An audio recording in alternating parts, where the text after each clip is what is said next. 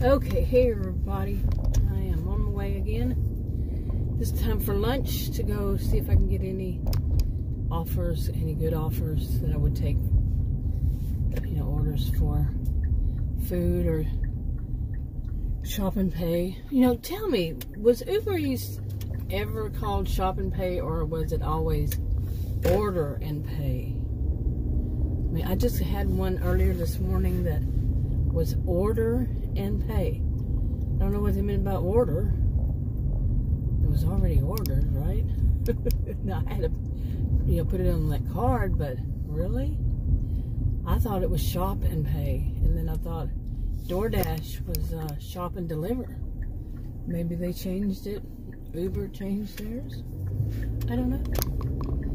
But anyway, this one I want to talk about something I've been thinking about, but I haven't really thought it all the way through. And so I'm going to think it through while I'm driving to my spot. You know, instead of waiting to see if I get any. I really don't like it to get, you know, offers while I'm driving. Seriously, that needs to stop. But here's something.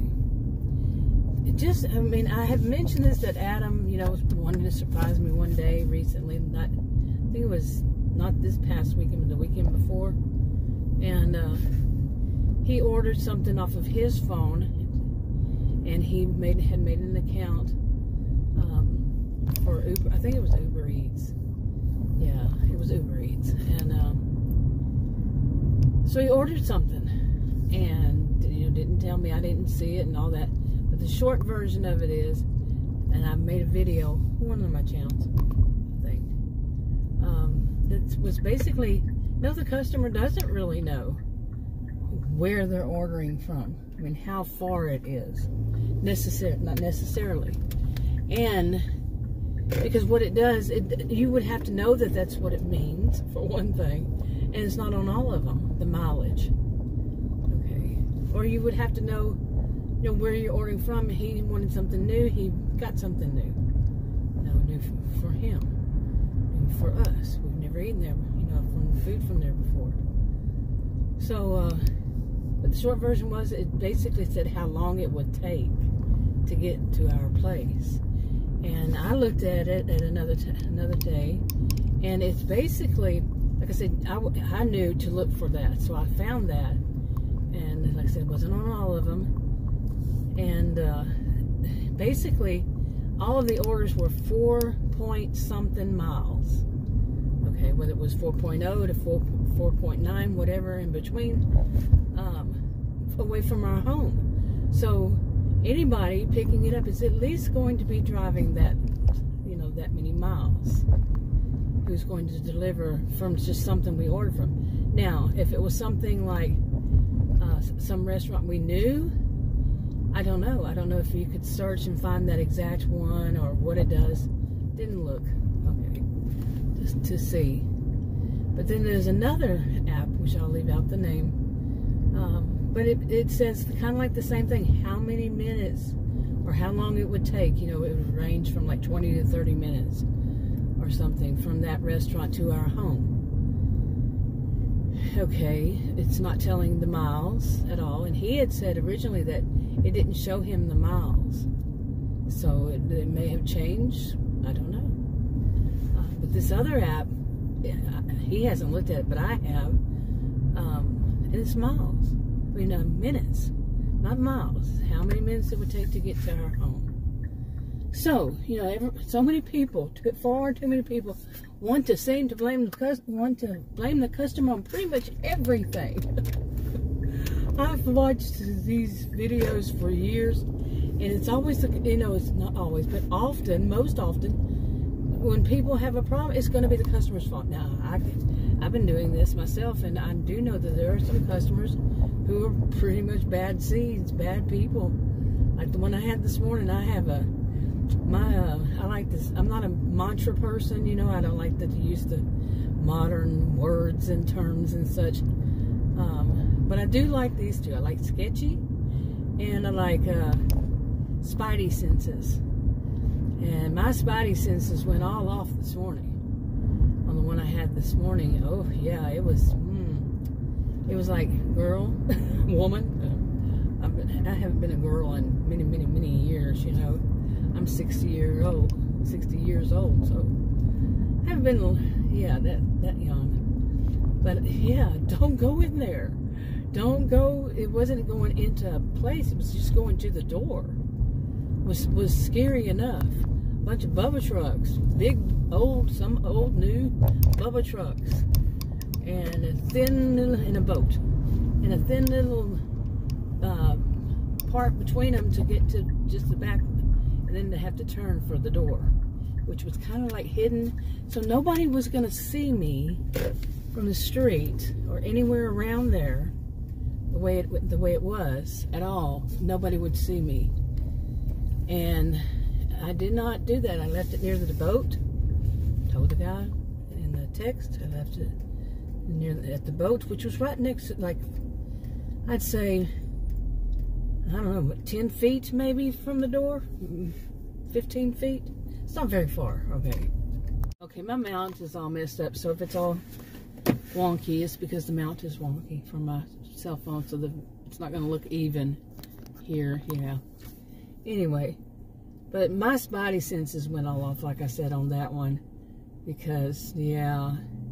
And then he took my tip and gave me a thumbs down. Yeah, what was this guy thinking? Seriously. You know? I mean, I do question, do people who live in places that are kind of backwoods, or, you know, I'm Texan, born and raised in Texas, and I know backwoods. I'm not personally, never lived in the backwoods, but but I know backwoods, and at least of what I'm thinking in my mind. And they make sure that everybody knows their opinion. They have floodlight. That was the big one too, was a floodlight right there, hooked up. Wires hanging from it across the sidewalk, and who knows where it was hooked up. It was all rigged up out there with, like I said, a bunch of Bubba trucks. I don't even know how many. Yeah, and the rest of the neighborhood, it was, I'd say, average, maybe, yeah, but I don't know. See this county here is very wealthy, so their bad part of town or can be good parts of towns in other places. I lived in a lot of places. I moved around a lot. 20 years we my family, mainly my dad, called us gypsies. Different states, but I'm born and raised in Texas and lived here most of my life, and this is the north of Dallas, and I lived in this part of Texas most of my life too. And yeah, that area would be, well, the area was okay, but that house was that one, you know. I used to say this, there was always that one, but that was always one, like, person in a job, on a job, or in a class, you know, the person who just didn't do things in any normal way. They wanted to stand out, you know, more like a histrionic way. They had to stand out and let everybody know that they're alive. And so what if they disrupt everybody? It doesn't matter. The ones that laugh really loud, especially in things like movie theaters or restaurants, wherever people are, and they generally aren't very loud, you know, while people are trying to concentrate. They may be, you know, watching a movie, like I said, or having a nice dinner, and that person's going to be loud and you'll get the attention. Yeah, so that guy was loud. I mean, I didn't meet the guy at all, didn't see him, but his yard was very loud. He let everybody know who he was and that he was there. So I'm old enough to know that's the kind you avoid. And so basically I left my delivery, like I said, near the boat in the front. Wasn't going back there. I was not born very close to yesterday. Yeah. Anyway, but do people know, like the one that was way, oh man, Adam and I had 3 times when I first started, he would go with me for safety reasons and such. And at night, and we go in the night. He liked to go at night. And 3 times we wound up in really, the first one was the worst ever of any of my orders. And it was way out. And the roads were just windy roads. No mediums, no shoulders, no lines on the roads, nothing, no lights. No lights. You know, street lights at night. They just wound around, and it was bad, bad, bad. And then these huge drop-offs, like 2 or 3 of my, 2 or 3 of my SUVs lengths, you know, from, yeah, they could stack on top of one another. And it would be so easy to go off the road because, and there was nowhere, like, really safe to turn around in them either. It just kept going and going and going. It was so scary. Adam even got scary, and that man usually doesn't get scared. Anything. And then we had 2 similar times after that. Yeah, so now I know what roads, what road, what highway is a cutoff. Don't go past there. Yeah, but one that we didn't deliver that one. The real scary one, we turned around finally because Adam said I could just see 2 guys sitting out there drinking. And thinking you're going to be coming up there and they're going to, you know, he didn't need to finish. He didn't. But, I said, yep. So we turned around. I could have fallen off the road at that point, where I was trying to turn around. It was so dark, and oh my. We got out of there, and it was some 4 tacos or burritos, 4 burritos that were really cheaply made and looked awful. And we didn't want them anyway. So it wasn't anything about an order. It was about get the heck out of Dodge, and it was so unsafe. So we didn't deliver them. Should have just left them on the road and ran over them. It was, I mean, who would do that? Who would get somebody to come out there? Don't they know? Don't they know what the roads are like? And they're just going to order some, you know, make an order and have somebody deliver it. And yeah, I do want it. What about people who live in like places like that? They're not going to have any deliveries at nighttime? Really? Don't you know where you live and what that would be like to somebody else? And another one, I think it was the next one after that, it was a woman who does these herself. And she told me she does these herself. And I'm thinking, idiot. Don't you know what the roads are like out here, and you're going to send somebody out here? But Bubba's and Bubettes, yeah. I was never really befriended any, but I do know them. Yeah. So, okay, but anyway, I have a pretty good idea now of the cutoffs, at least to the east of me. Okay, now there could be some mixed in. I don't know. But one thing that I have started noticing more and more, and I never really knew this all these years I've lived in this part, is how many of these little drop-offs that you have. I mean, I knew of some, of course, you know, but not this many until I started driving and doing these food delivery things. It's kind of spooky, really, how many there are. I mean, and there's nothing to stop. There's no out there in the boonies. Adam calls them the boonies. I call them the backwoods. I would know better. I wouldn't know which one it is. And there's no curbs. There's no railings. There's nothing to keep you from just going boop. Seriously, there's nothing that even indicates that that's the end of the road, asphalt at nighttime with no lights. Okay. And yes, you have your lights on your vehicle, but really, this is Scaryville. Anyway, I'm out here for lunch to see if I can get anything, so I better get started. Okay, don't know what. I tried 2 clips from where I was before this place, and I don't know, it just all of a sudden ended both of them, and I know I didn't do it twice. Do it wrong twice, so I had to make the clips. The video. But anyway, I'm at this other place, see if anything happens here. I think it's just a Wednesday and it's not going to be much of anything. Plus, I don't know. See, there's so many what it could be. Adam says it's all random, it's all random. I don't think it's all random. Now, no, he's older than I, and he's an electrical engineer, and I'm a sociologist, so I'm trained in research. He is too. Anyway, yeah, I just noticed there's a bank over there that I hadn't seen, but I don't think it's all random. I mean, there's certain things happen that go on, and people won't order. You know, they don't want to order right then. You know, if there's something big going on, like, well, the fair is going on in Dallas, north of Dallas, but you know, some things cause things to be, you know, the traffic to be slower. But every time I get out in my SUV, I'm serious. I start to lose my voice. But what I wanted to talk about in this video is this.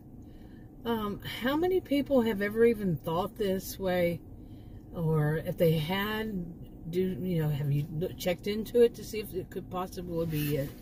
I do realize that a lot of people who make videos on whatever social media platform, too many of them tend to want to blame the customer. That's that whole being taught to fight amongst yourselves. So the people who are really making the money and who really aren't doing it, what they need to do, their end of the social contract. Yeah, they're not doing it. They don't have to worry about it because everybody's fighting amongst themselves.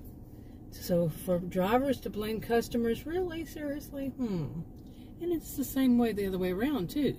For the customers to blame, put all blame on the drivers. And you will hear drivers say, yeah, that's what they do to us, but what are you doing to them? And those same ones are usually blaming the customer. But here's the thing. Has anybody ever thought this? I've never heard anybody. I've been watching them since before 2020, maybe. I don't know. But here's the thing. Think about this. What if these companies, these, the big ones or little ones, whatever ones, to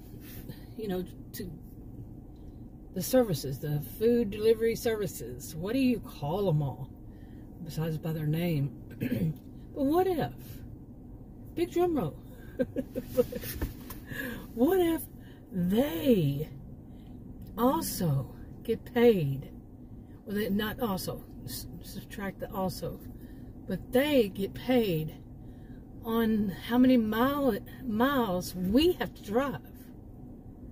Like, say, I haven't thought this through, and I had tried to make a video about it earlier today,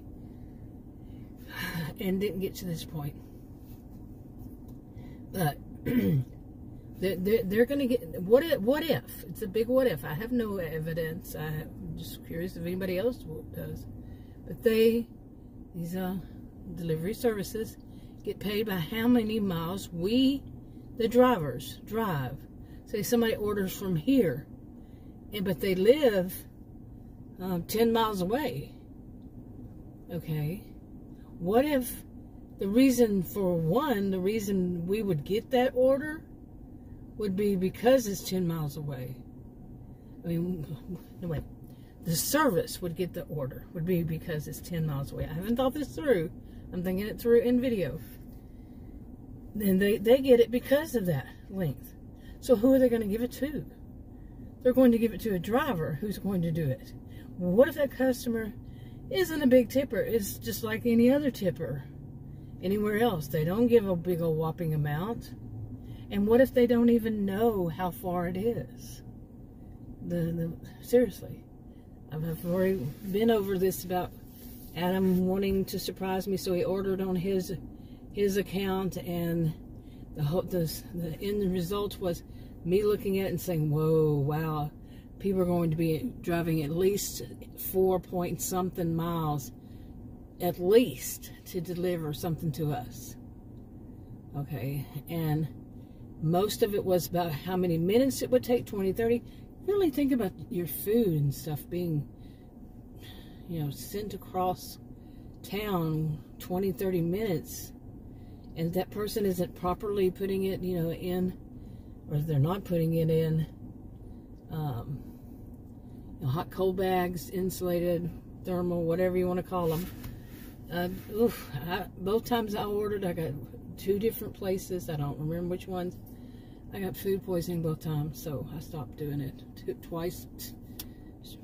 Once, shame on, you know. Or I didn't want to strike 3. Whichever one of you want to use, those you want to use. I wasn't going to do it again, and haven't. Yeah, but Adam did it, and I thought about it. You know, I want to try it again. But just think, you get online, and it's not going to tell you how many miles it is. It's just going to tell you it takes this length of time. Okay, and that's what that person's doing. But it's also not going to tell the customer how much that person's actually going to get paid. It's not up to the customer to pay you, to pay me, to pay any of us. You know? And I agree, customers, yeah, it's common courtesy if you get food to give a tip. It's common. But it's not, it's a gratuity. It's not a job. And too many people want to put the customer as if it's their job. And again, fight amongst yourselves. Don't focus on us, the ones who are making the money.